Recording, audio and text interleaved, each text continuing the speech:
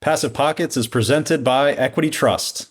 Today we're exploring the rise of private debt and how this growing market is opening new opportunities for investors. Private debt is rapidly becoming a critical part of modern portfolios, offering diversification and consistent returns even during volatile market cycles. But what are the risks, and where should investors focus to maximize their returns in this space? Stick around to find out.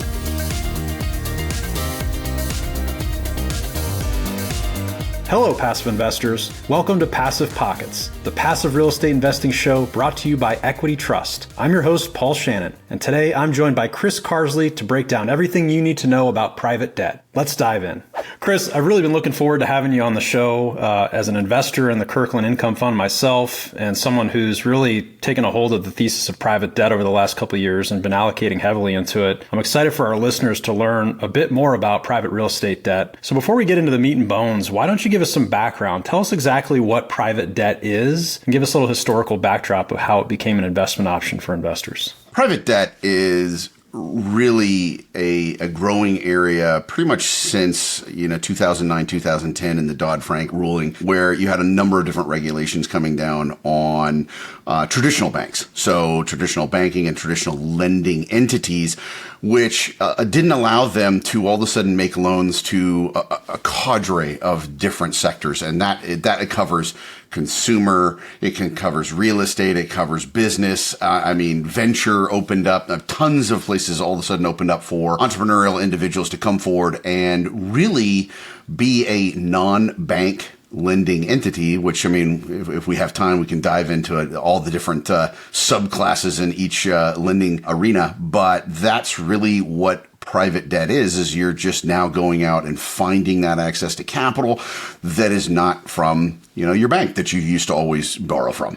So what type of investor could really benefit from this type of, should we call it an asset class or this type of investment? It definitely is an asset class. I laugh because people talk like private debt's something new. Let me guarantee you, if you were back in the day, the Medicis would have had no problem lending to you. For thousands of years, lending has been going on from a private standpoint. And, only when kings and governments got sort of like upset with the profit going to not them, they started, I think it was one of the first recordings was King Henry in England was lending, but you can go back to, expeditions to the New World. That was a form of lending where, wealthy merchants and royal families were making loans to expeditions.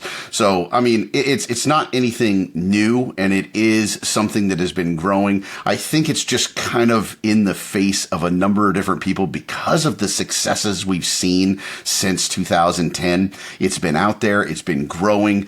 We had a great adrenaline shot with the Dodd-Frank rule, and then all of a sudden it really jumped in everyone's face through that second adrenaline shot in 2022, where all of a sudden people woke up and realized, wow, not everything goes up. And in some cases, that stalwart asset that you're supposed to own in your portfolio, i.e. fixed income, hey, it's not supposed to go down. It's supposed to produce a little income. It's low volatility. It's that emergency funding that I can sell when I need it, when my equities are down and I don't want to sell at the bottom. That didn't work in 2022 and still has a few people pinched, as I well know.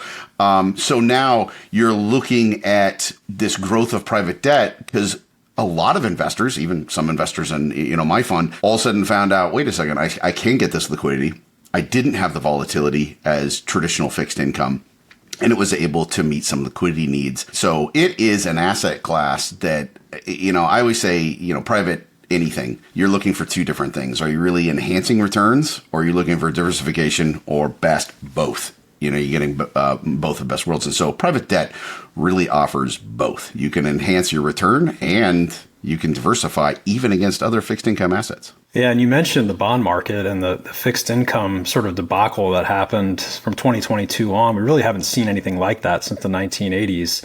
And the traditional 60-40 portfolio that's often promoted by traditional financial advisors sort of backfired. It didn't work, right? How can private credit or private real estate debt specifically, offer diversification away from traditional fixed income? And what kind of returns can investors expect? Yeah, it's interesting you bring up 60/40, and I even fell prey to this in my early days of, the 60/40 is dead. 60/40 is just an allocation. 70/30 is just an allocation. That allocation is not dead, and we'll go down a different rabbit, saying the 60 actually never broke. I mean, go look at the S&P 500. If you've been in it, you're not an upset investor. But 60/40, now I think people are looking at as well, and I'm not condoning everyone go into alts by any means, but that 60/40 breakdown, maybe that 60% equity is not all just traditional mutual funds, ETFs, triple Qs, S&P, individual stocks, whatever your flavor is. And the 40% is not all intermediate bond income funds and bond ETFs. There's a whole, cornucopia of opportunities out there of saying, great, I can go out and look at these private markets that are growing and they're getting bigger and bigger as the public markets are shrinking. And I can now add that to my portfolio, and that access is available through a lot of different avenues. And that'll continue to open up. There's a lot of people that are working from the technology standpoint, from, different marketplaces, trying to bring education and opportunity for, people to participate intelligently in alternatives. I mean, even like what you have is a fund to fund. That's another vehicle that's allowing people to, have a different access point to alternatives, which is great. Yeah, fantastic. I mean, it's definitely interesting to watch the space evolve and grow. And it kind of is fundamentally a microcosm of what's happening in the market today, right? So talk to us about sort of the different types of private debt that are available. And then I really want to drill down specifically into collateralized loan obligations and how that market has changed and evolved over the last few years and how that's given way to private real estate credit. As I was saying earlier, there's been private debt for consumer loans. There's been private debt to businesses, and to businesses takes a lot of different shapes and forms. There's the larger, more traditional private lending to, profitable companies that, just can't get enough financing from the larger banks at their current, business state. In real estate, there's real estate lending where people are stepping in and acting as that first lien against, a real estate equity play. Or there's like what I do. I'm creating a fund that is the originator of debt, allowing people to come in and bridge the gap either through purchase or some type of refinance that allows them to stabilize their portfolio and then hopefully either exit through sale or long-term financing. And then you've got the other, sort of wild west. Some people are going to not like I say that, but the world of venture debt has opened up a lot. That's, excuse my language, the constipation that you've seen in private equity where they can't get any liquidity and they can't get additional funding to sort of keep their companies moving. That has really opened up a huge opportunity for venture debt. Now, I say that, these companies sometimes are not very profitable. And so, there's risk that comes with the big returns that come with venture debt. But again, as you've seen the opportunities open up in real estate and in, other areas of private debt, there's another one that's in venture. And I always say, it's like, listen, pick the flavor that matches your risk aversion level and your expected returns or required returns for your portfolio. And even in fixed income, i.e. in private debt, you can kind of create this sub portfolio that you can diversify. When I think private debt specific to real estate, I'm thinking either senior position or mezzanine layer debt. So we're sitting towards the bottom, if not at the bottom of the capital stack. So this is usually the last money in and the first money out. And, for all intents and purposes, probably the safest position. So there's no risk, right? There's no risk. I think we've seen in a lot of the, equity financing in real estate that there certainly is risk. The properties that were done late 22 and into 23. And when the Fed's impact, everyone got impacted really quickly. And I kept on saying, it's like, you do realize that when the Fed moves, there's usually a 1.5 to 2 year lag to the real pain and suffering. And that pain and suffering really started to come around at the end of 2023 to where you saw people in a negative leverage situation. You saw people that to get deals done went out and got their first played some type of clause in their first, the loan agreement with their first, and then went out and got a second, some pref equity that had some horrific, deal terms. And now equity people have been pushed out of trades. They've been zeroed out. So there definitely is risk. It's a great question. People always ask, like, well, what's the biggest risk you guys face in sort of the private debt world? It's always that juggling act of valuation.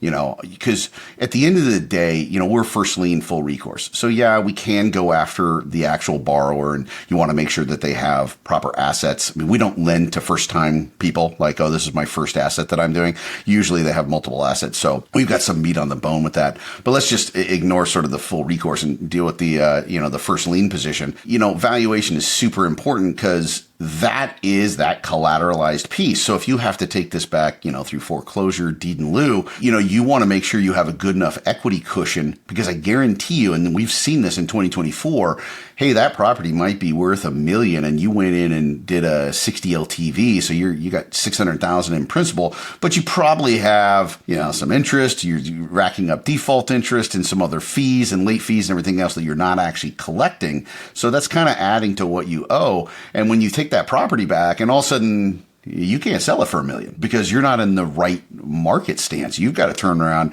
and you've got to hustle it through auction, or, and it may take you a year to find the right price and you're still selling at a discount. And we've experienced some of that. We haven't had any write-offs, but we certainly haven't been, hitting the valuation marks that, maybe we did our loan against. But luckily, we're low LTV. So we've been able to still meet principal and capture interest and things like that. But there is real risk if you run a tight game or you're investing in a manager that is running a really tight game, not a lot of spread to work with mistakes or changes in the broad market. You could be in a situation where you're experiencing some principal loss. So in your opinion, is that the most important thing if you're putting yourself in the shoes of an LP to evaluate? Is it maybe third-party appraisals and making sure that loan to value is really conservative, or are there other considerations that you want to look at if you're investing in a debt fund? Well, due diligence is multifactored.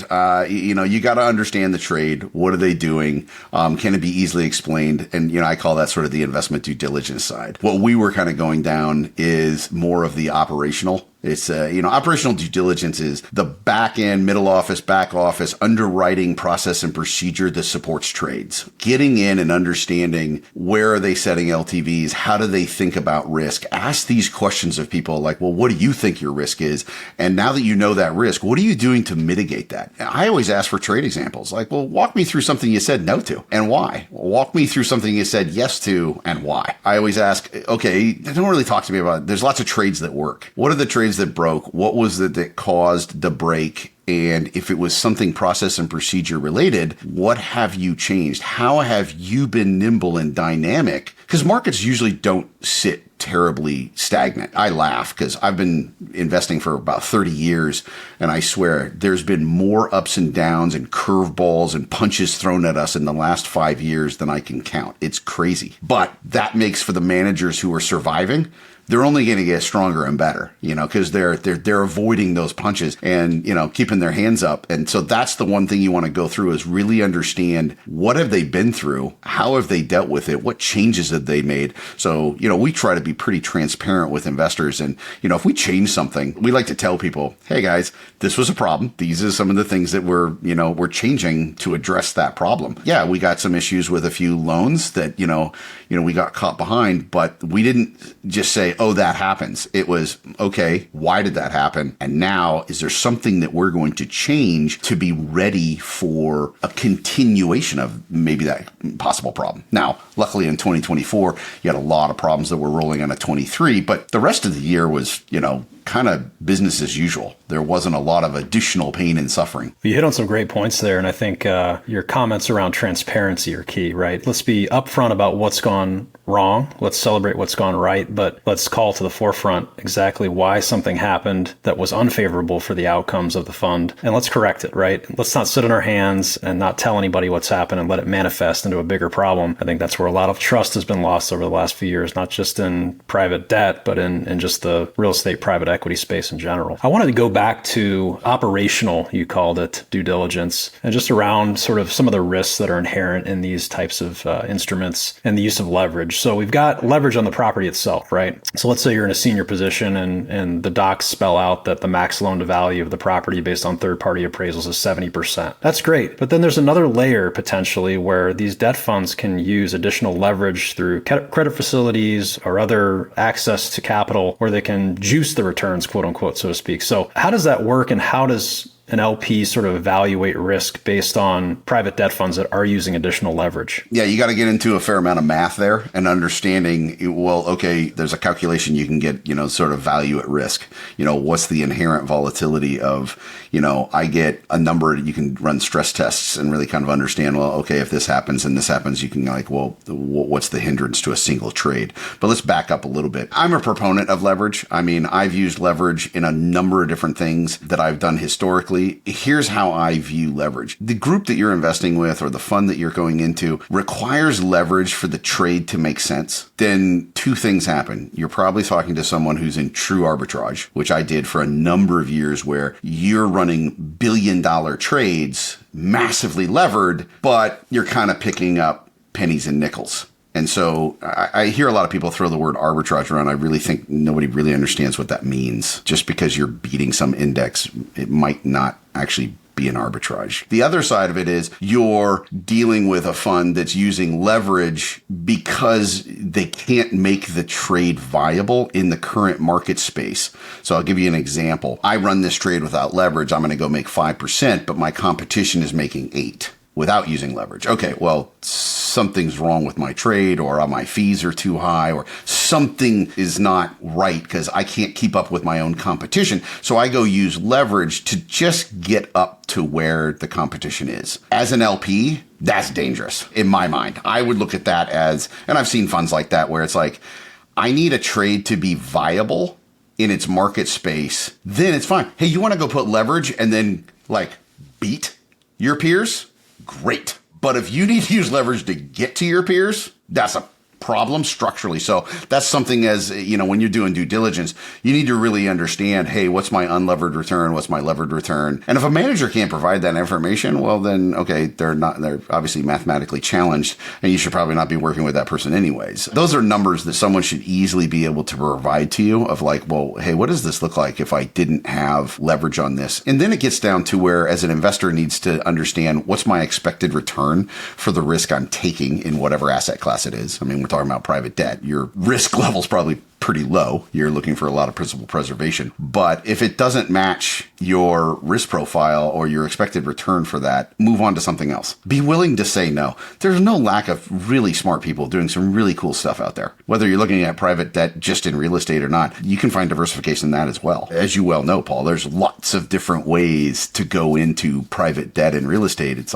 single family residential, industrial triple net, bridge loans. I mean, there's a lot of ways to build that out. But yeah, the operational due diligence side is the not fun side of due diligence, because you may not know the right question, which I try to provide a lot of questions for people to and ideas to take in. But don't be shy. I mean, if you're making the manager uncomfortable, that's kind of your job. Yeah, and to your point, you're not passing on some generational opportunity. I think one of the biggest mistakes that I made as an early on passive investor was thinking that this space, and I'm including private debt with common equity, just real estate investing in general, private markets, was small, right? It was an exclusive club. It was, off limits, or most people didn't have access. So if a presentation was made and I had an opportunity to invest, that was my chance, right? And the reality is that there's a vast number of people operating in the space. And if you go and you pass on something, you do some due diligence, and even if it feels right, but you're just trying to get an education, it helps to look at more and more deals, right? So if you say no to one, there'll be another one right on the heels of that deal coming up pretty soon. There's no lack of deals. And, I always tell people, kind of develop your non-negotiables first before you start walking in and looking for stuff. Understand what a no looks like to you. And you want to basically develop a plan of due diligence that allows you to get to your no quickly,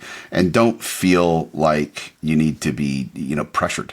There is so much activity out there, even in the worst times. In 2024, tons of investors came in. Oh, what are you guys seeing for deal flow? Is everything falling down? It's all done. I'm like, Actually, to tell you the truth, I mean, there's still a lot of people coming in. There's a lot of different opportunities. And when you hit, a broad swath of, we use loan brokers to source, potential loans. I'm not out there finding that one-off opportunity somewhere. I've got a whole army of people looking for those little things. And, they bring them to me, and some work, some don't. Don't be in a hurry. Just never. You spend a lot of time to earn this money. Don't write a quick check that just goes to zero. Yeah, I think one of the attractive parts about private debt right now is cash flow, right? I mean, there's been a lot of people that have been in situations where their distributions have paused in their common equity portfolio, where they've had, capital calls. Speaking of yourself here, Paul? Maybe a few. The outcome of maybe just a foreclosure outright, and that's obviously a terrible situation to be in. But to get consistent cash flow, current pay cash flow, is pretty attractive to folks. How long do you think the runway on the private debt thesis is? Is it going to be something that's around for decades to come, as it's kind of just gotten more popular recently? And are there any other sort of regulatory risks that LPs should be considering? Obviously, banks are, the big kahunas. I think they finance 40% of commercial real estate transactions, and they can't be happy that they're losing share. Maybe right now they've sort of backed off a little bit, but eventually they're going to come back into the market. And when they do, what's going to happen to private debt? Private debt, it's the cat's out of the bag. I don't think it's going away. I do think you need to be aware, if you're going to be investing in the higher end, like the CMBS level, where you're going to be competing against Wall Street, that macro event of regulatory changes is something that's a risk factor you should pay attention to. If you are looking down the scale a little bit, which we've seen as banks have pulled out, we've seen this sort of trickle down of like the next level taking that bigger tranche and the next level. And so, I mean, I like it because no one cared about my little space anyways, and now even less people care about my little space because they're able to get bigger loans. That will eventually, I think, everything waxes and wanes, and you will see, we've got a current administration that is preaching on a lot of different fronts around regulation changes and sort of deregulation, getting, the government out of the way. There's good and bad to that. I look back to 07 and 6 and 7, and I think, well, the last time the government got complete out of the way, we all saw what happened. So we'll see how that plays out for the next round. But yeah, that is a risk factor, and they're great funds, and there's huge opportunities. The guys who run billions of dollars right now are able, through their network capital is through the roof. They're able to capture a ton of different distressed trades, a ton of different things they haven't seen before, and they're putting up great returns. My comment to that is, and what you're getting at is, well, they didn't have that before this problem. Now they have it. Well, if people come back in and there's some kind of normalcy, they're going to lose that trade again, or it just won't be available. And, their returns will return back to their normal. It's like I've seen guys that were like putting up 8s every year, and all of a sudden now they're putting up like 10.5s. Okay, there's a reason. But to your point, as the bigger players come back in, the banks come back in, and there's a shift, maybe whatever you want to call back to normal, that's a risk. If you're in a niche space where you're not seeing what I call the volatility of money, you're not seeing huge ebb and flow, the tides of money are not big, you're probably less worried about that risk. That's not something we really think much about at our level. We're so tiny that I don't even worry about the $500-600 million funds. They're even too big. One of the other benefits I think a lot of investors are attracted to is not just the cash flow, but the potential to redeem, right, and get out of these investments. They're shorter term by nature. Potentially, if you want to stay in, you can, but if you want to rotate into something more aggressive, or you've got capital need for something else like a home renovation, you can potentially pull the money out. Talk about liquidity risk and what sort of a downside scenario in the market or economy could create a scenario where, a lot of these funds, they say 30 to 60 days or 60 to 90 days, we can get your funds back. Paint a picture for us where that's not possible and what happens. Well, we've kind of already seen that through the new product of interval funds. And this is where you got to dive in and understand the nature of the portfolio and what's the liquidity of the underlying instrument. Just because you have a wrapper that says it's liquid, and you shove a bunch of illiquid instruments in there, that doesn't make it liquid. And the other way that they solve that, which is, like some BDCs and REITs and everybody else, they have this leverage line that they can kind of, hey, well, I'll create some kind of liquidity and then use leverage to kind of make interest payments and create liquidity. That's a dangerous game. In the short run, not so much. But in the long run, what we've seen is this constant trend of pressure that's not resolving itself. Rates are not going lower. The 10 years actually up. Inflation's stubborn. And so there's a lot of people who are in these wrappers, whatever it may be. I'm kind of like, I know I'm sort of going after interval funds right now because they're the ones that I know got kind of punished on a lot of different fronts, last year and still to the beginning of this year. But now they're like, wait a second, it didn't resolve itself in the short run. And now I've got more redemptions and I don't have the ability to borrow anymore. And now I've got a portfolio that's kind of maxed at its leverage and I don't have liquidity. And now all of a sudden I can't meet those redemptions. So dig in, understand what's underneath it. And then one of the questions you have to ask as an LP is like, well, listen, they're saying I can get money in 30, 60 days. Run me through the scenario of how that's going to work, especially in times of stress. Because let's just be honest, if everything's good, people don't tend to redeem. If everything's bad, that's when everyone rushes through the door. And you're most likely going to run into a gate scenario or some type of event or liquidity is just going to be hindered. A run on the bank, so to speak. Yeah, it's a run on the bank. And you want to be in something that's, relatively, liquid or has that capability to be liquidated, not at a steep discount. And that's another concern. I was asked this question just recently. Someone asked, well, hey, if there was a run on the bank, would you sell your loans at a steep discount? And my answer was no. I'm not going to jeopardize the bulk of the portfolio because maybe I have a third of my investors trying to run for the door. I'm not going to hamstring the other 2/3 that are like, hey, we're in this for the long run. We understand that we've got principal value behind this. There's no point in selling at the bottom and we're still collecting interest. It's kind of funny. It was actually the answer that guy was looking for. It's kind of one of those, like, is he looking for liquidity? Is he looking for like, well, I want to make sure my investors are taken care of. So I will always take care of investors, and we've seen this where we had some redemptions last year that, people like, I just need 30K because I got to fix my roof. And I'm stuck in a bunch of, people who are in real estate, they tend to stick to real estate. I find that hedge fund guys are in hedge fund, VCs are VCs. They usually don't run multiple silos. They go with where their most comfort is. So a lot of real estate investors who had a ton of equity and a little bit in, private debt in real estate, they feel that comfort, but that equity side has been some pain and suffering because there's no distributions, there's no refinances. It doesn't mean it's a dead trade, but you're not getting anything from it. And so we've definitely seen that. And I just educate people. I go, remember, don't get stuck in like an alt is somehow magically different. An alternative investment, it's either equity or fixed income. And if you're in a fixed income alternative, it's fixed income. It has a purpose for being in your portfolio. It's there to be a source of capital in stressful times. You should be able to get some liquidity for it, or you're making an investment that, in my mind, as a portfolio manager for years and used to manage people's money, I wouldn't put that in a fixed income bucket if it wasn't something that I was going to use it for. Oh, hey, this is my emergency fund. Because so many real estate investors have high net worths, but they're cash poor, right? And I think this type of investment gives you flexibility when you need it. And that's why I've really enjoyed investing in private debt. It's almost like looking at it like a 60-40 portfolio, right? The allocation doesn't matter, but I'm just using that as an example where you've got sort of a stock, bond, equity, private debt. Like it's very similar in that sense. And you can tap that debt fund or redeem those funds if you need it for whatever you need it for. And it provides cash flow where the other stuff provides more upside. So it really balances out a well-balanced, diversified portfolio. Your other point was like, well, what kind of returns are you looking at? I mean, and let's sort of migrate to that question. With liquidity aspects, some people pay out quarterly, some people pay monthly. And some funds, you can turn it off and on. Like if you don't need the distributions,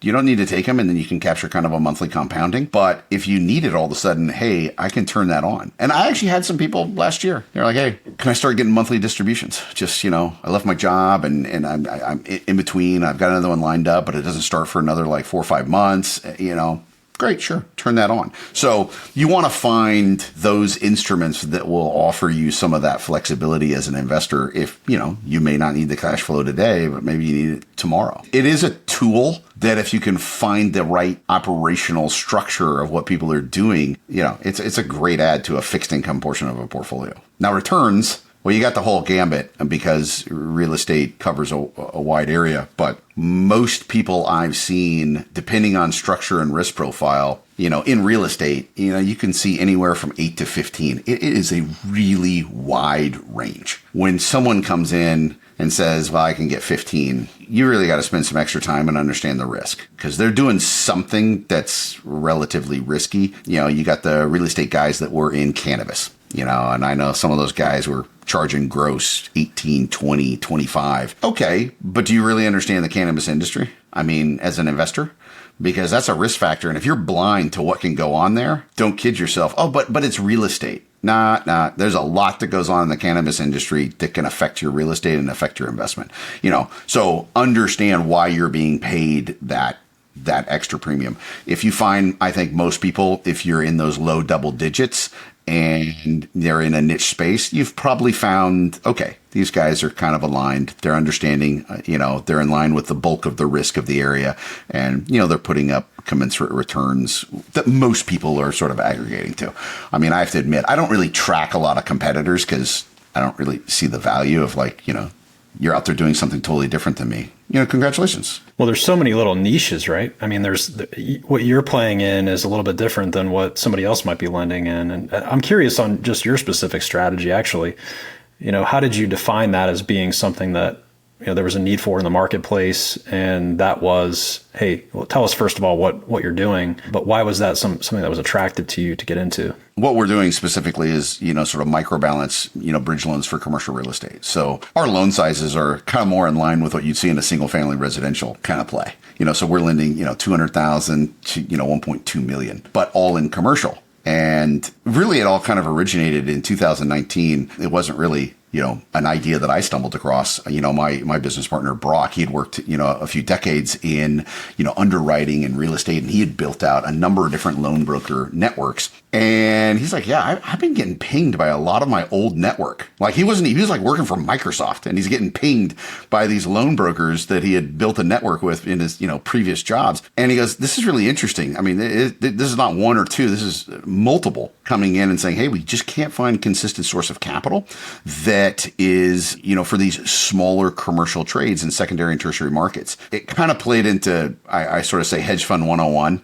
When you're working for hedge funds, you're looking for those niche spaces where you can create an excess return. I'm not going to go into all the meaning of all that, but as long as that trade's working and you can see repeatability of like, hey, I can do this again and again and again, well, then you really have something. Don't mess with the trade. If it works, don't try to fix it, because you'll probably screw it up. And I said, well, you know what? This is really interesting because I'm interested in this because I didn't personally have any exposure to this. I had venture funds and direct angel investments and all these different things, hedge funds that I had done historically. And I was like, wow, okay, private debt. Okay. I know some people in that space, and I definitely could add that to my portfolio because I'd love to enhance what I had for fixed income. And so Brock and I originally kind of were like, well, hey, let's do it ourselves. Like, we're just going to put our money together and we're going to lend and we're going to do this. And I said, well, Brock, go out and see, what do we got? And he comes back like 2 weeks later with like 25 million in demand. And I'm like, oh, okay, well, I'd like to have that kind of like cash available to just do this one trade in, but that was a lot bigger than we thought. And then we kind of came up with the same idea simultaneously. It was like, because a lot of people wanted yield and they didn't want to go out on the risk curve. And I said, well, there's a lot of RIAs, a lot of family offices, high net worths that I know that are looking for a trade like this. Let's go see if we can, build a fund. And so that's what we did. And, and here we are almost 5 years later. That's a great story. And it's been great to connect with you, Chris. The last couple of years, I've enjoyed being a part of your fund and just having dialogue with you from time to time about what's going on in the market and where things are. This has been a fascinating interview too, and I hope it's provided a lot of value for our listeners. If they want to find out more about you, where can they get you? I'm not hard to find on LinkedIn. My picture looks exactly like I do here, and there's only so many Chris Carsleys in the world. I think there's a professional soccer player in Australia. I'm a good soccer player, but not that good. So yeah, you can find me on LinkedIn. The other one is you can go to kirklandcapitalgroup.com. That'll be a great place to start. You can kind of dive in, see what we got on the website, go into the investor library. I'm always eager. Paul will attest to, someone you want to get in the call and kind of talk about the fund or talk about some other aspects of investing or due diligence. I'd love to. Your wealth of knowledge, man. It's been great having you today. Thanks for coming on. Thanks a lot, Paul. That's it for this episode of Passive Pockets, brought to you by Equity Trust. A huge thanks to Chris Carsley for breaking down the rise of private debt and sharing actionable insights for investors. I hope you enjoyed this episode. Don't forget to like, subscribe, and share your thoughts or questions in the comments. For more resources on passive investing, visit our website, passivepockets.com, and join our community with a 7-day free trial. Thanks for tuning in, and as always, happy investing.